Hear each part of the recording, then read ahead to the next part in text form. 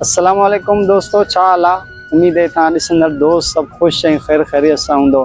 तो अॼु मां तव्हांखे पंहिंजे दादू शहर ॾिसण सां गॾु जेका असांजी दादू शहर जी तारीख़ आहे उहा बि तव्हांखे ॿुधाईंदुमि त दादू शहर जी तारीख़ केतिरी पुराणी आहे ऐं दादू शहर कीअं क़ाइमु थियो ऐं दादू शहर ते कंहिंजो नालो पियो।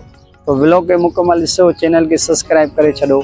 इंशाल्लाह हीउ व्लॉग तव्हां दोस्तनि खे पसंदि ईंदो।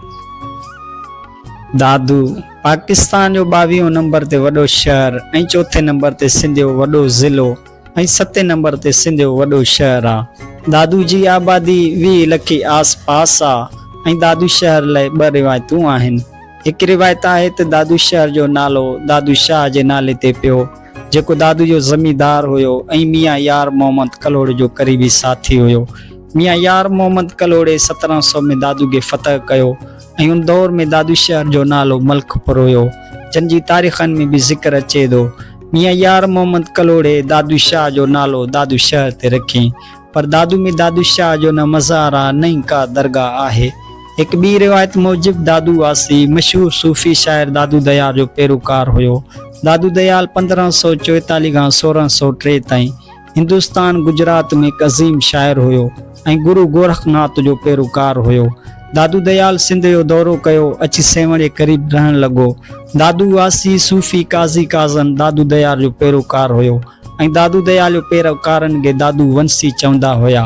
तंहिं करे दादू दयाल जो नालो दादू शहर ते पियो। फ़िलहाल दादू बरतानवी दौर जे रिकॉर्डनि में मौजूदु आहे ऐं अॻु दादू कराची ज़िले में शामिल हुयो ऐं 1931 खां पोइ दादू ज़िलो ठहियो ऐं 1983 खां पोइ दादू तरक़ी करणु लॻो। दादू में 3 high school, 1 girls degree college, 1 boys Ustad Bukhari degree college, university campus पिणु मौजूदु आहिनि। दादू ज़िले तालुकनि में दादू, जोही, मेहर, खैरपुर, नाथन शाह अचनि था।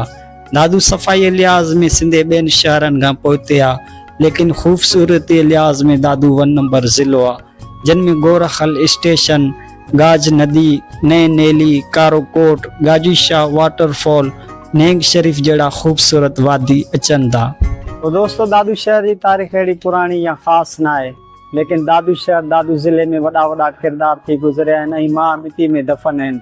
अवल किरदार हज़रत शहीद मखदूम बिलावल, मियां नसीर मोहम्मद कलोड़ो, मियां यार मोहम्मद कलोड़ो, मियां दीन मोहम्मद कलोड़ो, हज़रत गाजी शाह, जग्गू जमाली, मीर अलहयार खान तालपुर, हामिद शाह, इनायत शाह, थड़ी जादो शहीद बबन जड़न किरदारन, जिन सॼी ज़िंदगी सिंध धरती लाइ वॾनि वॾनि बादशाहनि सां केतिरियूं क़ौमी जंगूं कयूं।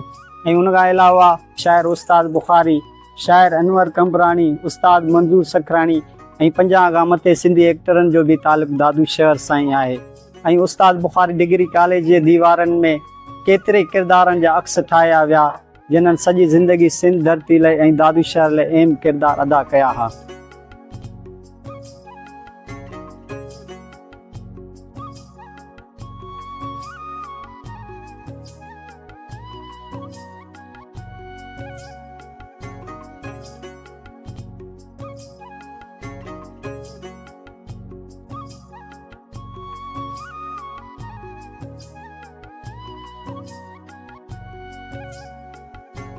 तो दोस्तों, ये दादू जो शाहजहान पार्क।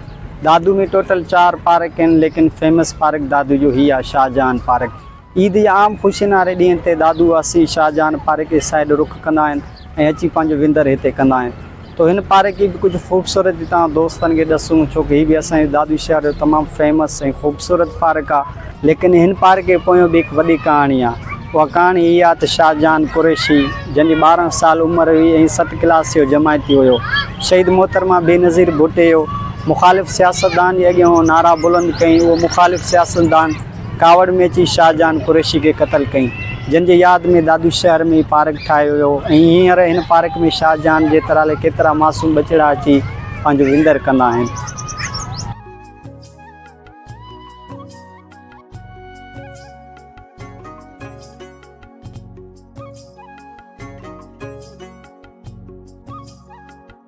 दोस्तों, हेॾो दादू जो रेलवे स्टेशन। ही रेलवे स्टेशन अंग्रेज़नि 1890 में तामीर करायो ऐं हींअर तव्हां ॾिसी था सघो ख़ाली वीरान सुनसान लॻा पिया आहिनि, छो त पाकिस्तान जो जेको रेलवे निज़ाम आहे उहो हींअर कमज़ोर थी चुको आहे। इन करे पाकिस्तान पूरे सिंध में जिथे जिथे रेलवे स्टेशन उहे ख़ाली ऐं वीरान सुनसान लॻा पिया आहिनि। तो ही रेलवे स्टेशन जी भी कुछ खूबसूरत शॉट तव्हां दोस्तनि खे ॾसे।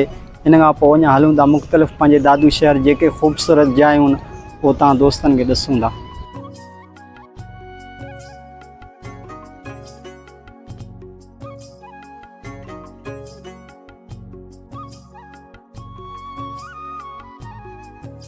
दोस्तों ये दादू शहर जो सैलिमा चौक असें दादू शहर जो मेन मरकज़ आहे कारोबार जे हिसाब में। कुछ खूबसूरत शॉट तव्हां दोस्तनि खे ॾसे। इन खां पोइ हलूं था मोहम्मद नाके साइड। मोहम्मद नाको बि असें दादू जो मेन मरकज़ आहे कारोबार जे हिसाब में, तो उहो बि तव्हां दोस्तनि खे ॾिसंदासीं। हेॾो आहे मुंहिंजो यार नियाज़ हुसैन महिमान आहे बलूचिस्तान खुशदार मां आयो आहे। हींअर वठी आयो आहियां सैलिमा चौक ते। हिते असांजी मेन हिकु फेमस होटल आहे जंहिंजी चांहि तमामु मशहूरु आहे। तो हितां जी चांहि पी वधीक हलूं था मोहम्मद नाके साइड, उते ॾिसूं छा ख़ूबसूरती थी ठहे।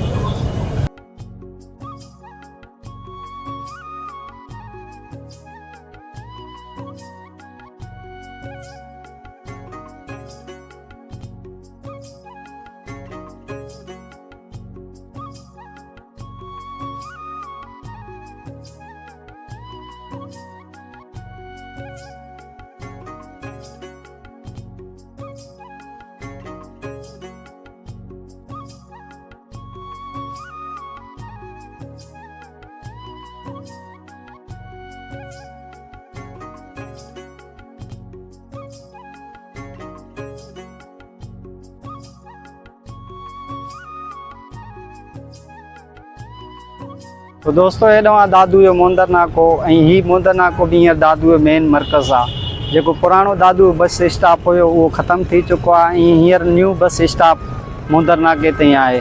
तो मोहम्मद नाके जा कुझु ख़ूबसूरत शॉट तव्हां दोस्तनि खे ॾिसंदासीं, छोकी हींअर सिज बि लहण ते आहे। ऐं राति जा बि कुझु पंहिंजे शहर जा कुझु ख़ूबसूरत झलकियूं तव्हां दोस्तनि खे ॾसे। पोइ हिन व्लॉग खे हिते एंड कंदासीं। उमेदु कंदासीं व्लॉग तव्हां दोस्तनि खे पसंदि आयो हूंदो।